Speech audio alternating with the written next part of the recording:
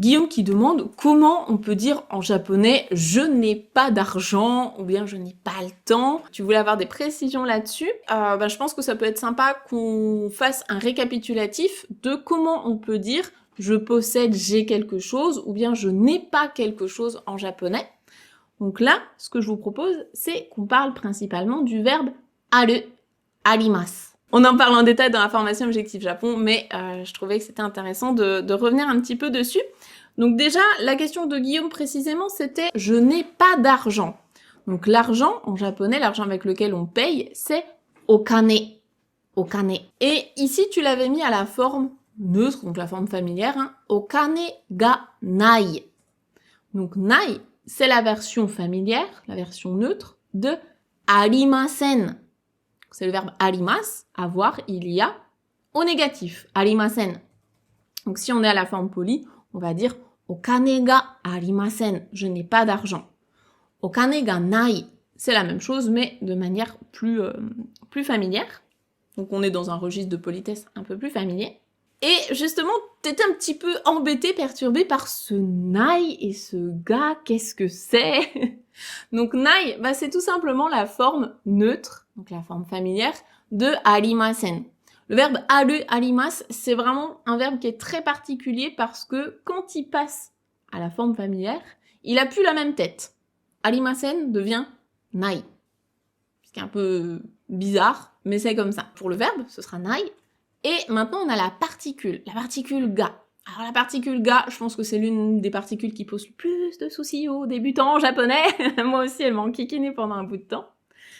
Pour faire simple, ce que j'aime bien dire à mes élèves quand ils sont débutants, pour pas trop les embrouiller, c'est la particule ga, elle fonctionne avec certains verbes et certains adjectifs. Donc quand tu utilises tel ou tel verbe ou tel adjectif, tu vas utiliser la particule ga. Par exemple, pour l'adjectif hoshii, qui veut dire désiré, voulu, c'est la particule ga. Pour suki, kirai, donc aimer, détester, c'est la particule ga.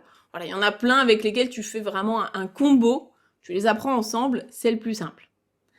Maintenant, la vraie explication, mais je veux pas que ça vous embrouille si vous êtes vraiment grand débutant, c'est que la particule ga, c'est la particule de sujet.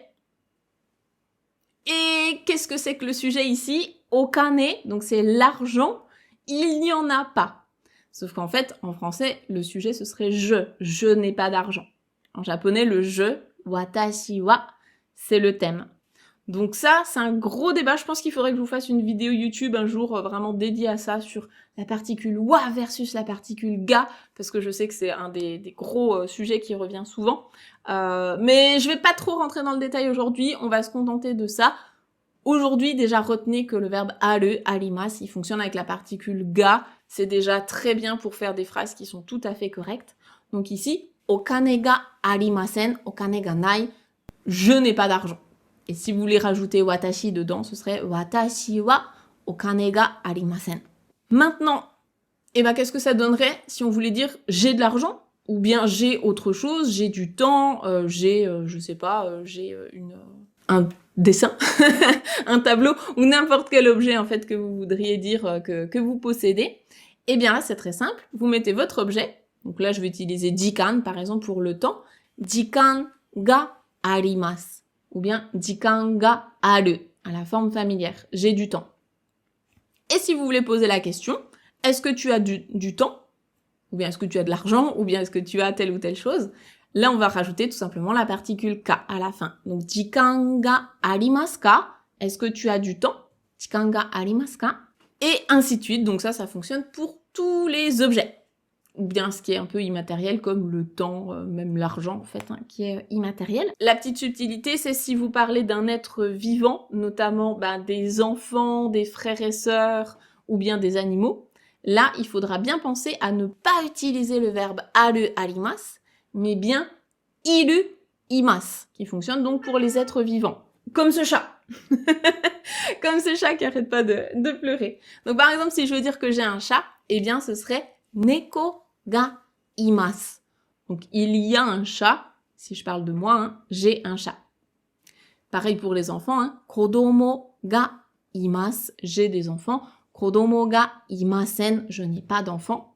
kodomo ga imasu ka? Est-ce que vous avez des enfants? Etc. Voilà, c'est un petit rappel sur le verbe aru et le verbe iru, ne pas confondre les deux et surtout comment dire j'ai telle chose ou bien je n'ai pas telle chose en japonais. J'espère que c'est un petit peu plus clair pour toi.